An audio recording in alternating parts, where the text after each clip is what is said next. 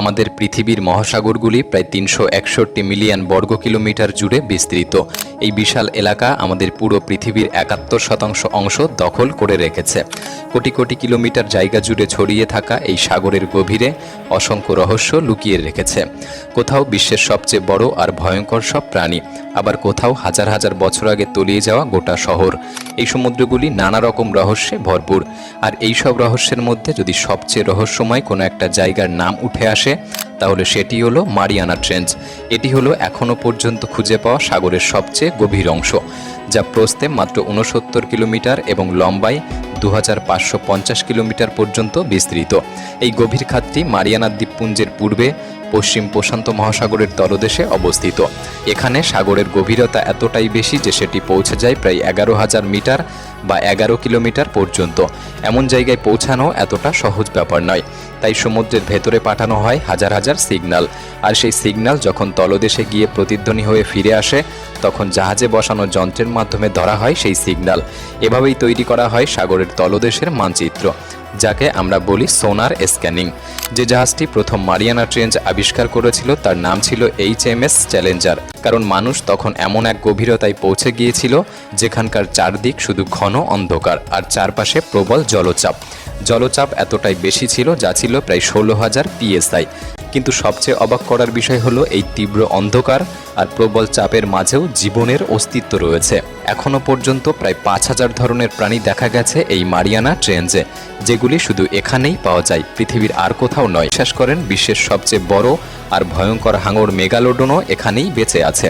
তাই আজকের ভিডিওতে আমি আপনাকে দেখাবো এই মারিয়ানা ট্রেঞ্চ থেকে আবিষ্কৃত সবচেয়ে অদ্ভুত আর ভয়ঙ্কর প্রাণী, যা আপনার ধারণার চেয়েও অনেক বড়। তাই ভিডিওটি সম্পূর্ণ দেখার অনুরোধ রইল। আর নতুন বন্ধুরা অবশ্যই পাশে থাকা সাবস্ক্রাইব লেখাটি প্রেস করে বেল আইকনের অল অপশন সিলেক্ট করুন। সমুদ্রপৃষ্ঠ থেকে যখন ২০০০ মিটার বা ২ কিলোমিটার গভীরে যাওয়া হয়, তখন সূর্যের আলো পুরোপুরি শেষ হয়ে যায়, যে জায়গাগুলি হয়ে ওঠে সম্পূর্ণ কালো অন্ধকারে ঢাকা। এই গা ছমছমে অন্ধকারে বাস করে ডিপ সি ড্রাগন ফিশ নামের এই রহস্যময় প্রাণীগুলি। প্রথমবার এই মাছটির খোঁজ পাওয়া গিয়েছিল ১৯০৬ সালে প্রশান্ত মহাসাগরের কিছু নির্দিষ্ট অঞ্চলে।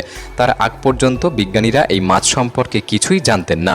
তখন এটা একেবারে পরিষ্কার হয়ে যায় যে এই গভীর অন্ধকারে আর একটা জগৎ আছে, আর সেখানে এমন কিছু লুকিয়ে আছে যা যদি মানুষের চোখের সামনে আসে তাহলে বিশ্বাস করা কঠিন হয়ে যাবে। সমুদ্রের এই গা ছমছমে অন্ধকার জগতে পাওয়া যায় হাঙরের এক ভয়ঙ্কর প্রজাতি, যার নাম দেওয়া হয়েছে ফ্রিল শার্ক। এই হাঙরটি প্রথম আবিষ্কৃত হয় ২০০৪ সালে এক সামুদ্রিক জীববিজ্ঞানী দ্বারা। তিনি এটি খুঁজে পান সমুদ্রপৃষ্ঠ থেকে প্রায় ৯০০ মিটার গভীরে। এর প্রায় ৩ বছর পর ২০০৭ সালে এক জাপানি জেলে ধরেন একটি ৫৫ ফুট লম্বা ফিমেল ফ্রিল শার্ক। এই হাঙরের গায়ের রং ছিল ধূসর আর বাদামি। তার শরীরে ছিল ৬টি ফ্রিল বা ভাঁজ।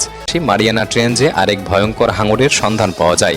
এই হাঙরটির নাম গবলিন শার্ক।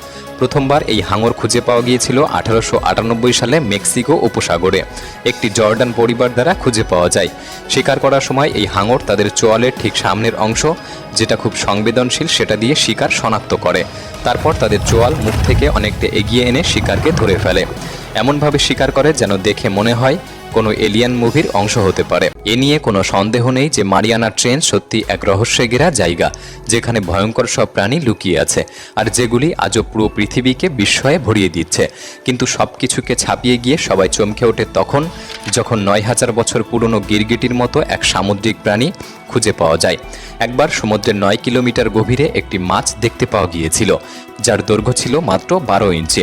কিন্তু শুধু চেহারা দেখলেই হবে না, বলা হয়ে থাকে এটি পৃথিবীর সবচেয়ে শক্তিশালী ও সহনশীল প্রাণী।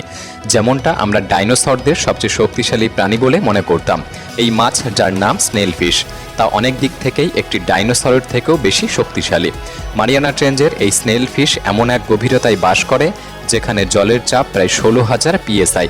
অর্থাৎ এই জলের চাপ একজন মানুষের শরীরের উপর বহু ট্রাক বা একটি পুরো ট্রেন দাঁড়িয়ে থাকার মতো অনুভূতি দেবে।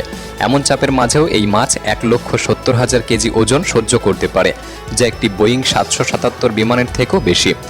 যদি আপনি সমুদ্রের ৩,০০০ মিটার গভীরে যান, সেখানে পাওয়া যাবে বিশ্বের সবচেয়ে বিরল অক্টোপাস, যাকে বলা হয় টেলিস্কোপ অক্টোপাস। অনেকে একে ট্রান্সপারেন্ট অক্টোপাসও বলে থাকে। এই অক্টোপাসগুলির দৈর্ঘ্য ১০ থেকে ১৫ ইঞ্চি এবং এদের শরীরে থাকে 8টি হাত, যেখান থেকে এক ধরনের অদ্ভুত আলো ঝলমল করে। এই অক্টোপাসই একমাত্র প্রজাতি যাদের চোখ টিউবের মতো আকৃতির, আর সেই জন্যই তাদের নাম হয়েছে টেলিস্কোপ অক্টোপাস।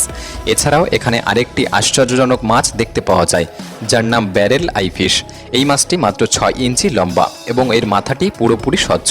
মাথার ভেতরেই থাকে 2টি সবুজ আলো, যেগুলি ব্যবহার করে সে তার শিকার খুঁজে বের করে।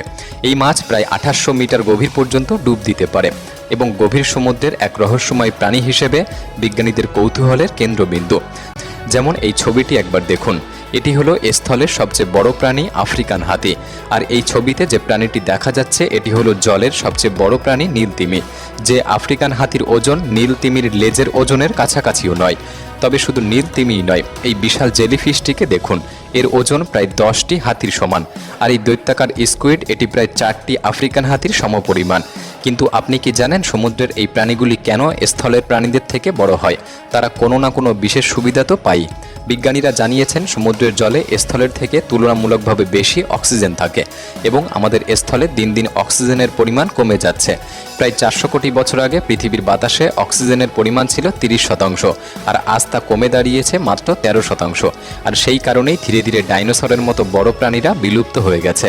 এর থেকে প্রমাণিত হয় যে একদিন অক্সিজেন 13%-এর থেকে নিচে নেমে আসবে এবং বিশালাকার প্রাণীদের বিলুপ্তি ঘটবে। যাই হোক, বিজ্ঞানের এখনও পর্যন্ত যতদূর অগ্রগতি হয়েছে এই প্রাণীগুলিকেই পৃথিবীর সবচেয়ে বড় আর ভয়ঙ্কর বলে মনে করা হয়। তবে সমুদ্রের বিশাল অংশ এখনও আমাদের অজানা। সেখানে কি কি লুকিয়ে আছে আমরা এখনও জানিই না। কেমন হতে পারে সেই সমস্ত প্রাণী? এদের থেকে বড় নাকি বেশি হিংস্র? এই সম্পর্কে আমাদের কোনো ধারণা নেই। আপনার কি মতামত আমাদের কমেন্ট বক্সে লিখে জানাতে পারেন। ভিডিওটি ভালো লাগলে একটি লাইক করতে পারেন। তাহলে দেখা হচ্ছে পরবর্তী নতুন একটি এপিসোডে। ধন্যবাদ। For more updates, subscribe to our channel.